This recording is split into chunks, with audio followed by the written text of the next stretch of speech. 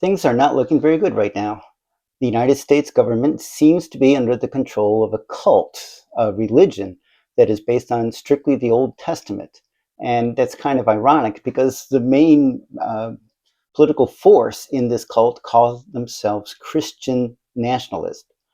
I think I know how to get us out of this situation, but it's not something I can do by myself. And so in this episode, I'm going to be a little bit technical about how geometry can solve gerrymandering.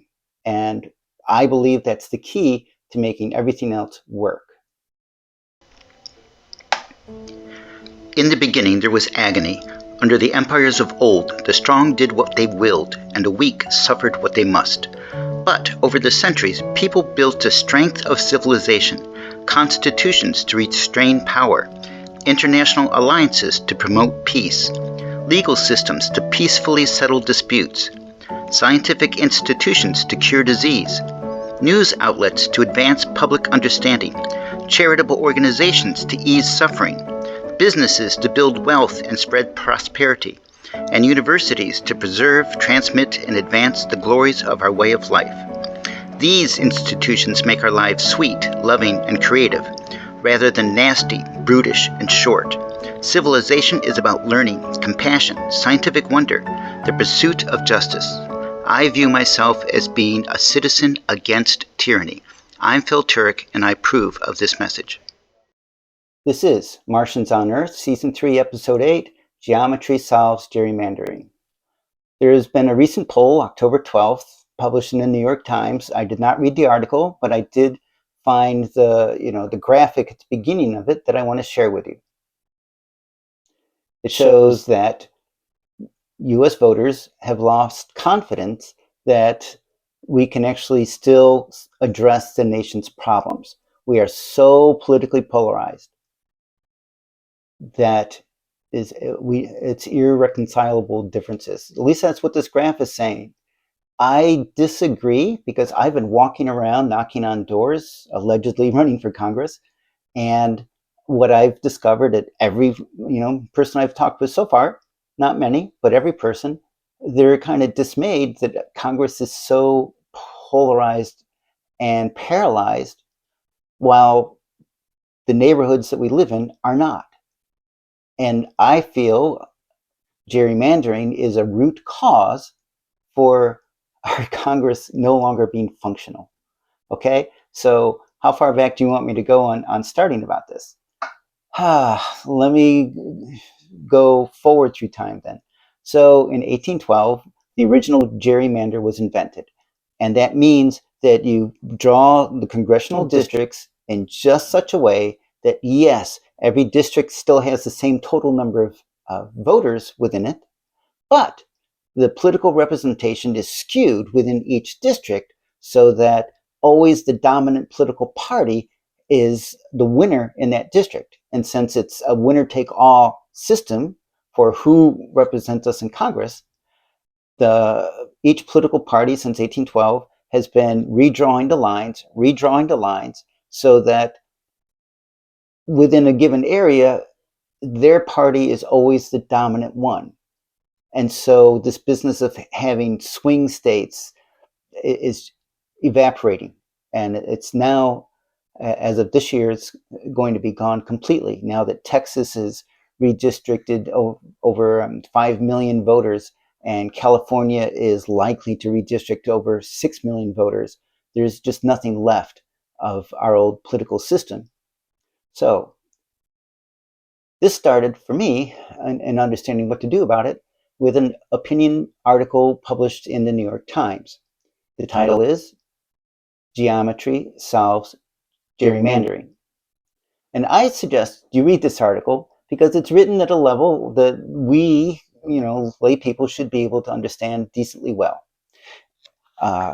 So I've got a couple of notes that I highlighted from it.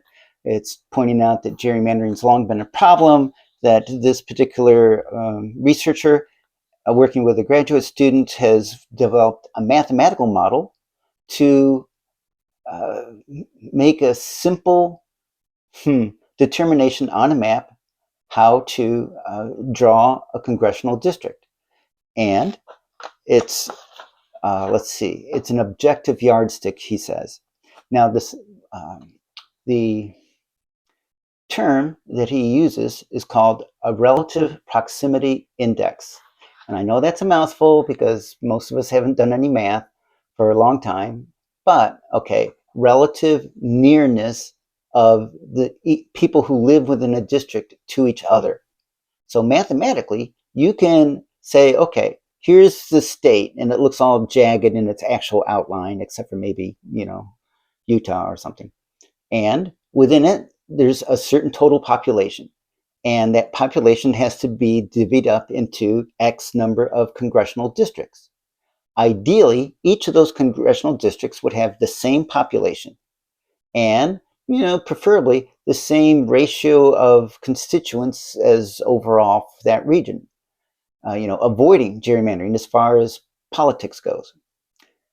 Now, the definition of relative proximity index means a measure of compactness based on the distance between voters within the same district relative to the minimum distance achievable.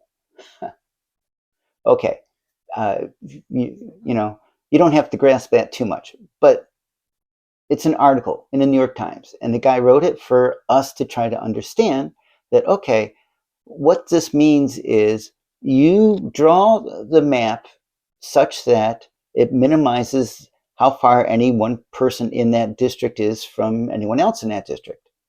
Good. And all the districts have the same total population. Good. Okay.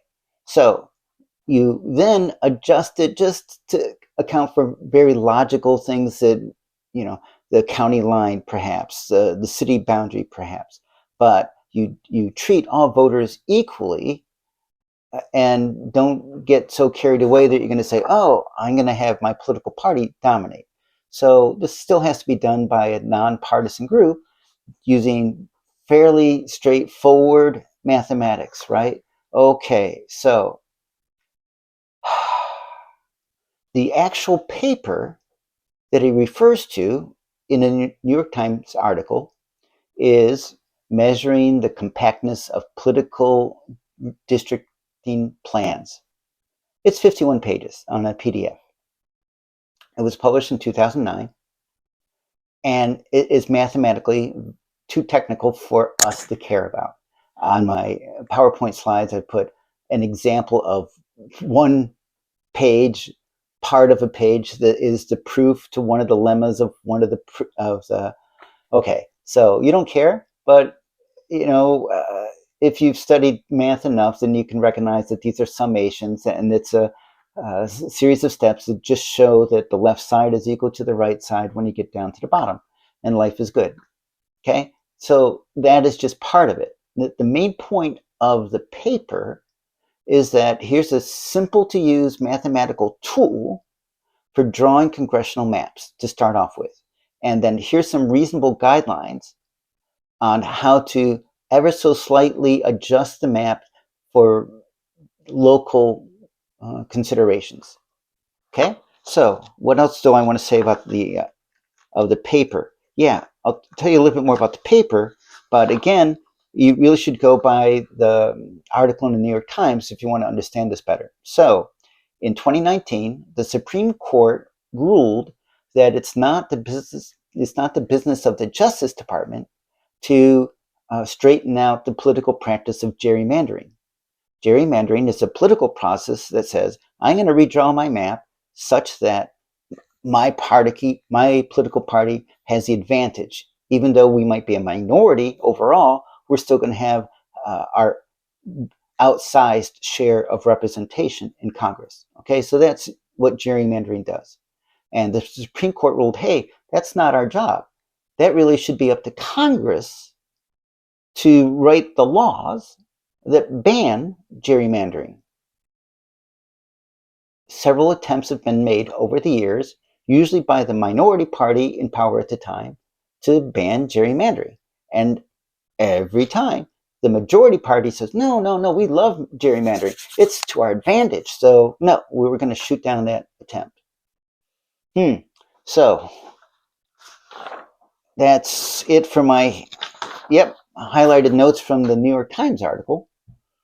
What else would I show with you? Okay, so in the actual paper, as opposed to the New York Times article, the author and his grad student working on this, they have developed a program and they've tested it and they have all the data. That's why it's 51 pages long. It was published in a peer-reviewed journal.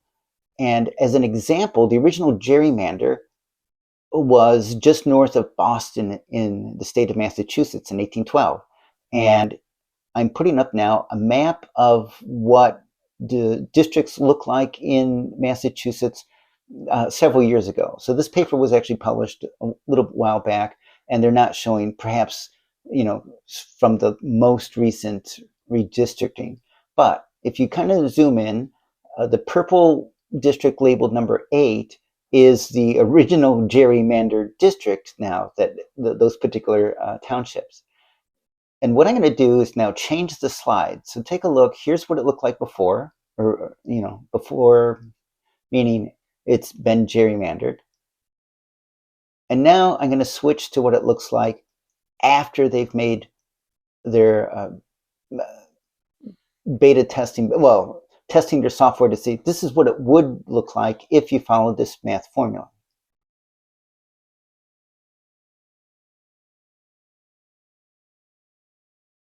Okay, I'm going to back it up. There's the original. There's what it looks like now. Okay, simplified tremendously, and it's non-partisan, it's non-political.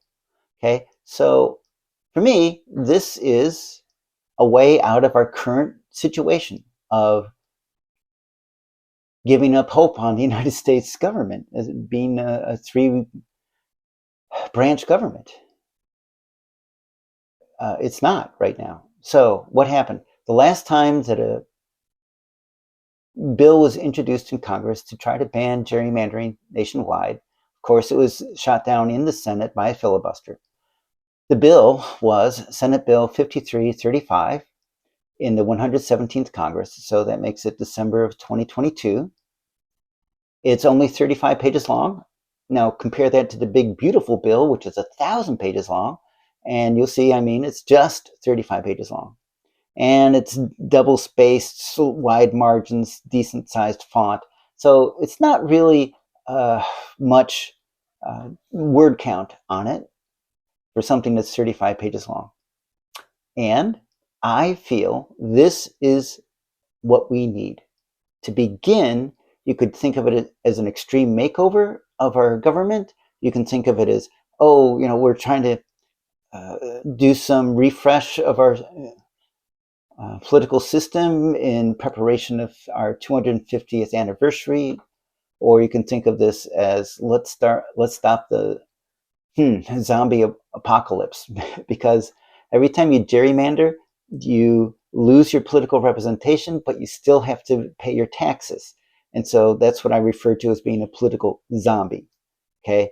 And it's outrage from all these years building up of being, ignored, yet have to pay taxes, that has led us to where we are today, where people are thinking based on what they see going on in Congress, which is allegedly representing us, that our country is falling apart and irreconcilable differences. Okay, so I'm trying to do something about it. And this, I'm retired, and this is my way of being useful in my life, because I've been an armchair watcher of politics, all these years. And what I can tell you is that the way I would go about doing this, the way that I'm trying to go about doing this right now, is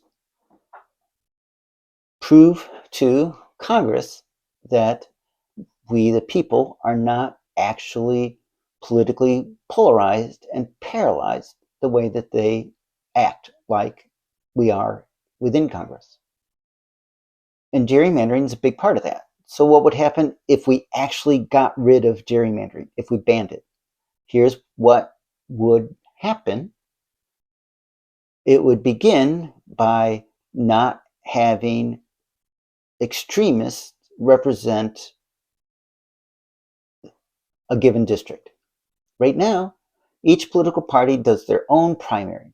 And when you hear, oh, he's going to be primaried out, that's referring to the fact that within that political party, if you're not promoting the extremist view, if you're just a moderate, if you're willing to compromise, oh, bad word, compromise, then the extremist is going to win that primary.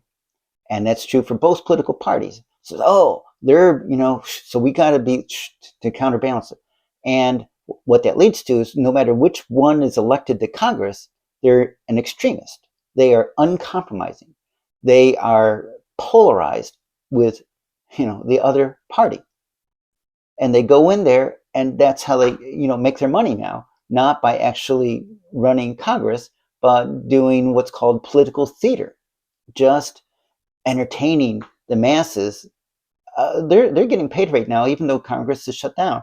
While meanwhile, the federal government is laying off thousands of employees, and and today they have to pay their taxes if they filed for an extension, and they still have to pay taxes on the pay that they're not getting. Okay, so wow, that's what life is like right now in the United States. Gerrymandering would be a first step towards removing extremists from Congress.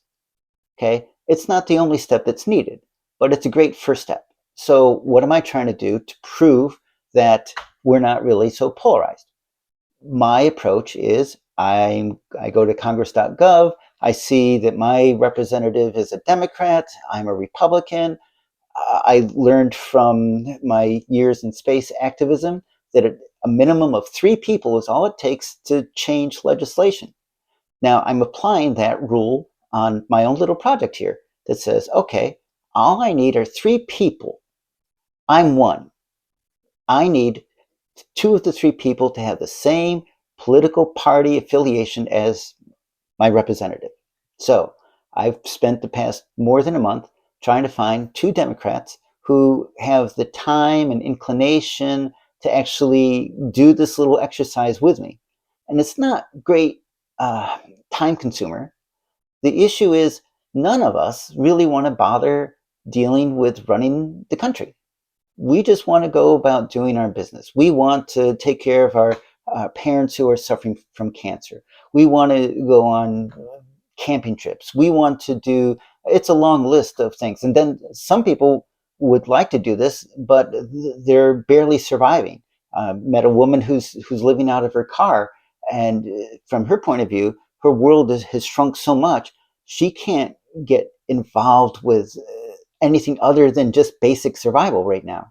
And trying to do something that influences Congress, that is so far out of imagination that no, she's not going to participate. So what am I going to do? I'm going to continue actively searching to find 2 Democrats, constituents within my own district. And the plan is that the 3 of us read through this 35-page bill and kind of bless it and say, okay, this makes sense. It resets gerrymandering all the way back to, as I showed you with the state of Massachusetts, the original one from 1812. They all go away. And the way the bill was written is it all has to begin to change no later than 45 days after the bill becomes law. So it's not waiting 10 years. It's not waiting till after the elections. It's saying, no, you need to straighten it out now. Whew. So, simple plan. The 3 of us go. We meet with our representative. We hopefully choose to sign off on this dead bill. We're going to resurrect a dead bill from a dead Congress and nurse it all the way to becoming the law of the land. Now, there's multiple hurdles along the way. First hurdle is getting enough trios of what I call tier 1 first responders, people just like me who can find 2 other people that have this criteria, all the same district, willing to spend a little time doing this, not intimidated by the hurdles, particularly the religious one, and nurse this thing to the end. So when enough of us trios visit our representatives peacefully, respectfully, and just try to nudge them and say, look, this is a dead bill. You're a dead Congress. Let's resurrect both. And why don't you reintroduce this bill and get some co-sponsors to make it bipartisan, and we will try to guide you all the way to making it the law of the land. So, got to overcome the hurdle of getting anyone in Congress to even believe that it's worth bothering to resurrect. And that means many trios of people. I'm estimating 16,000 more or less is what it's going to take to get this ball rolling and start to keep the ball rolling. So another hurdle is the Speaker of the House of Representatives is basically the Speaker of the President right now, and he shut down Congress. He has no interest in opening it up. There's no reason for the Democrats to want to reopen Congress because the Supreme Court has already decided ahead of time that any agreements that the Democrats negotiate with Republicans about extending health care doesn't matter. He's not going to honor it. He doesn't have to honor it. He can just go off and cancel budgets left and right, whatever Congress comes up with, and redirect the money left and right. Why? Because Congress has stopped doing its job. Officially, that's the law of the land. The role of Congress is to delegate where the money goes, where it gets appropriated, where it gets allocated. Man, and they've given up on it. They just rolled over and said, oh, you know what? It is so much easier to let the President of the United States do it because it is so hard to negotiate with the other party. Whew, well, now there's only one party, and that's the party of the president. So, I don't quite understand why okay, let's just let it go. All right, that's where we're at. And we need to get a speaker to be replaced by a Speaker of the House of Representatives. We're trying to bring that back from the dead too. And so someone who will actually continue pushing this bill through Congress, won't let amendments be added to it that dilute its effectiveness, right? We don't want an amendment that says, oh, this is only going to take place after the 2028 elections. No, the current dead bill says within 45 days of this bill becoming law. No other, excuse for it. Get it done. That kind of unediting needs to be held onto. So all the temptation to, oh, let's make it a national federal holiday. Oh, let's put in voter ID laws. Don't do it. Don't do it. Just get this bill as is, brought up from the dead, in my opinion. I mean, if you want to tell your representative, hey, you know what, it'd be great if we made election day a national holiday. Yeah, tell them, let them know what you would have, but as a base, let's kind of agree that we don't want any amendments that put the bill's passage at risk any more than it already is. Okay, so keep that in mind. Tier 2 is, another hurdle, I should say, is we have to get the speaker to become the Speaker of the House of Representatives and actually advance the bill. And let's say it makes it out of the House of Representatives. Then it goes to the Senate. And within the Senate, you have to have enough senators on board, 60%, to overcome a filibuster. That's not easy. And then let's say it overcomes the filibuster. Well, okay, so now the House and the Senate agree, they sign off on it, they send the bill to the president, he's going to veto it. And to overcome a veto, it has to pass not only 60% of the Senate now, but also 60% of the House of Representatives. So we're up from maybe 220 representatives to over 260 representatives out of the 435 just to get this bill overriding the presidential veto. Now, there's another hurdle, and that is, religion. So this isn't the first time it's happened about how the nation has been divided and polarized, and the vulnerable are used as the scapegoats for all of our woes and blaming things. There's article after article, research and historical documents about how we've done these mass deportations of immigrants multiple times in the past, from 1919 to 1920. You could read about that one from Obama, even from in between. There's these different periods of time when it was just the popular thing to do. And every time it happened, it went way overboard, not even as far as we are today, but way overboard. And the citizens of the United States realized this isn't who we are.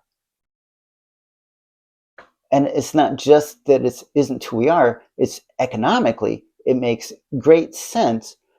So, here's an example of misinformation coming out. The claim is, oh, these immigrants are keeping Americans from getting higher wages and having better jobs.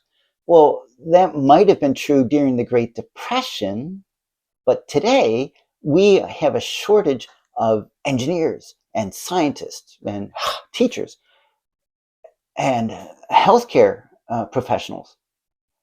The immigrants who come into this country come in here to take on low-paying, highly labor-intensive jobs. The farming industry relies on immigrant labor tremendously, harvest those crops.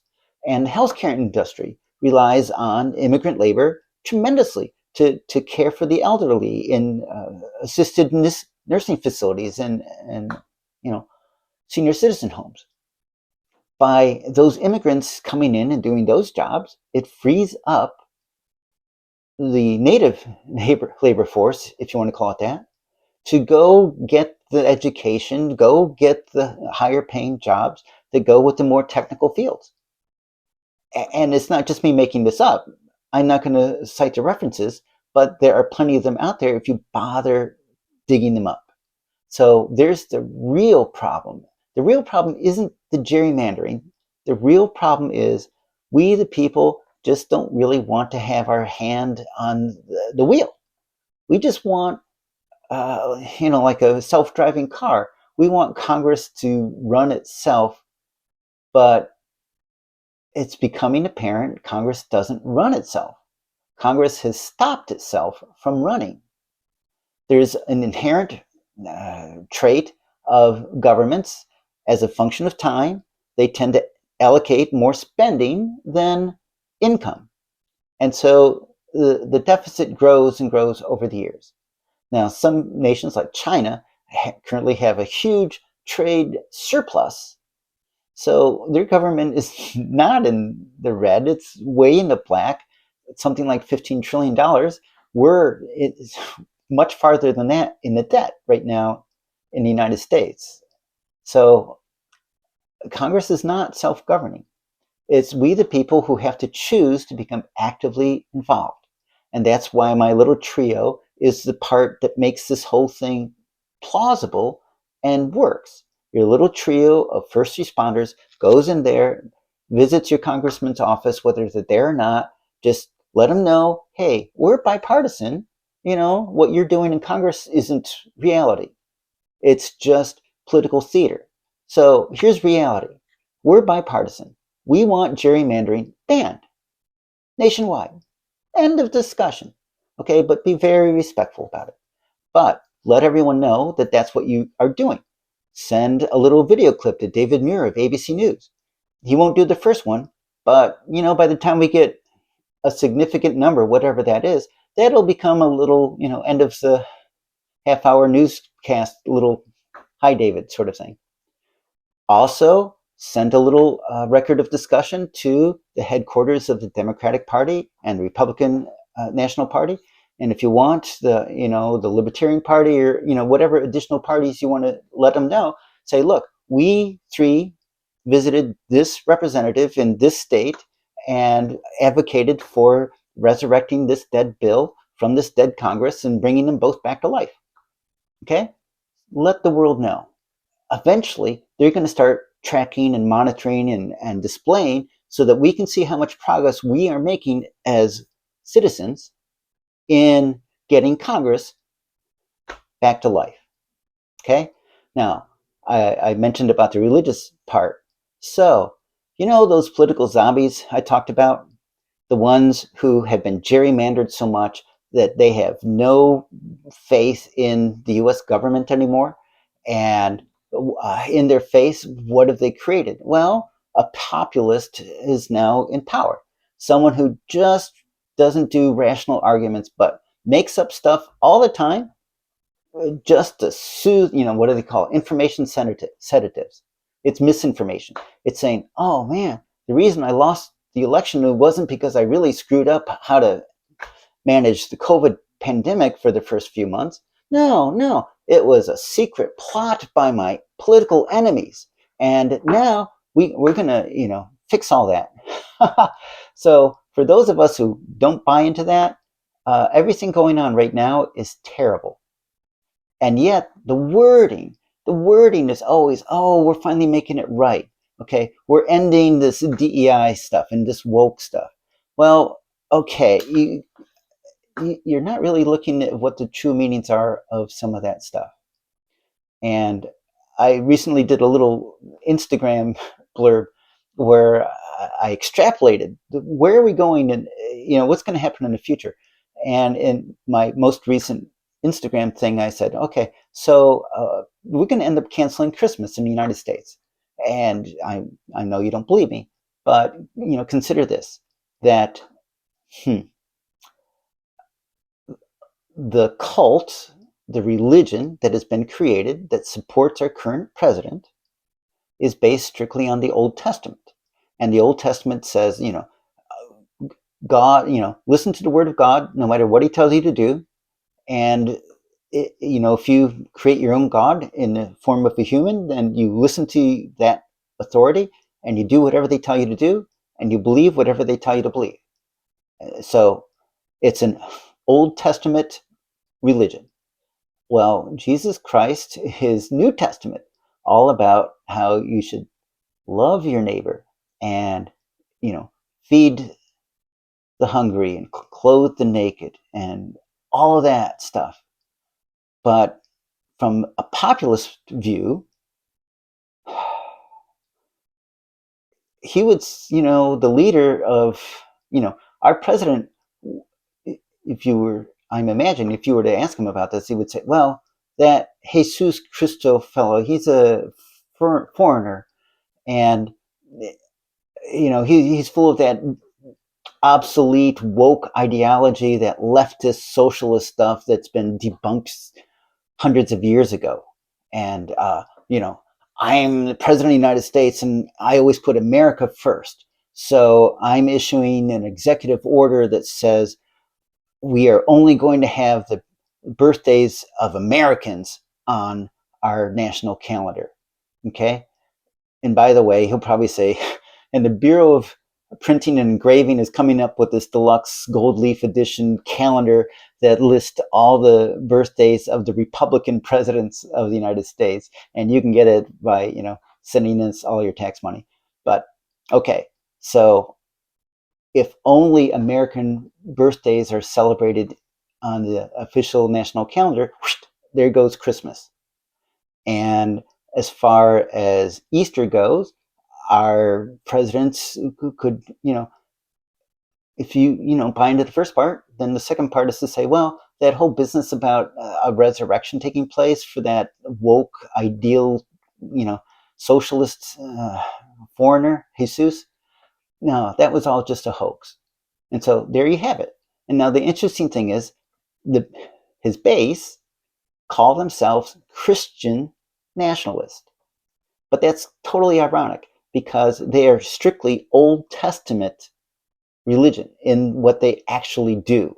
They're all about vengeance. They're all about retribution. They're all about blindly following the leader. If he says he lost the election, then he lost the election. If he says that the election was stolen, then the election was stolen. Now, he's currently president of the United States. Where's the proof? If there were a cover-up, he's got the FBI, he's got the Department of Justice, and he's been in office, 10 months now. No proof even now, not a shred of evidence that supports any of these claims.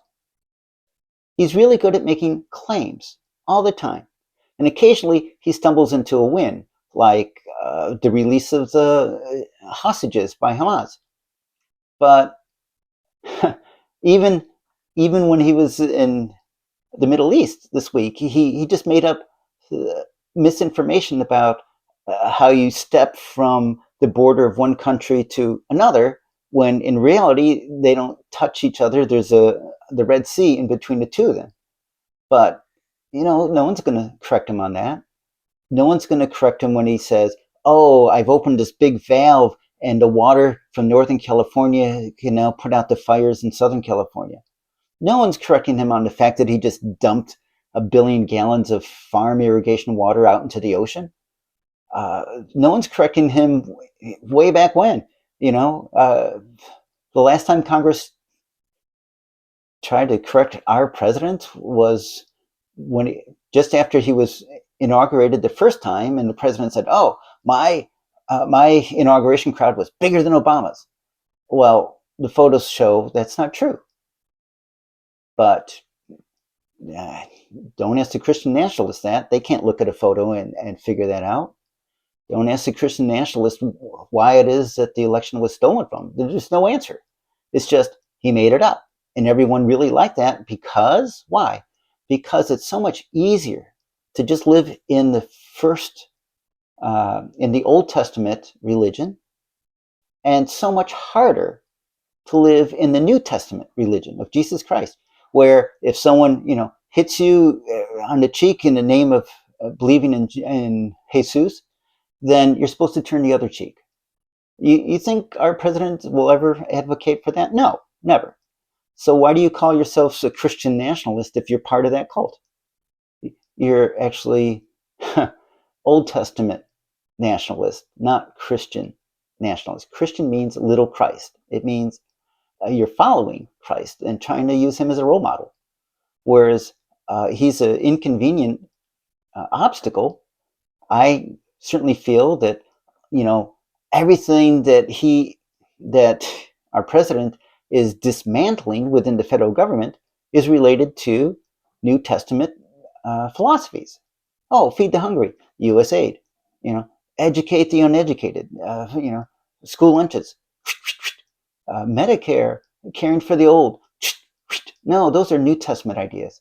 Old Testament idea says, oh, okay, so the poor, instead of being cared for and helped and put onto their feet, we should say, oh no, you guys, you're now enslaved labor. If you want any assistance from the government, you're going to have to work hard for it.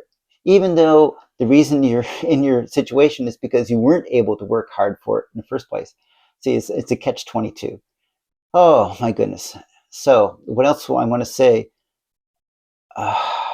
There's so much misinformation. You're going to have to start to choose to educate yourself, reasonably look at a variety of sources, study them, think for yourself. And if you buy into anything I've been saying now, go out, form your own little trio. You can do this. I could certainly use the company and encouragement. I think I'm doing the right thing. I think we can get Congress resurrected, and we can go from there. There are many more reforms to do. It'd be nice to get a bunch of them done before our 250th anniversary coming up in July of 2026. It'd be really great if we got this done, this particular one, before the current Congress adjourns. And they have to override a presidential veto before they adjourn, and it has to have enough lead time before the end of the calendar year. So, if you see this video, please share it with someone. I know there's more I would like to say, but this is already way too long. All right. All right. Bye.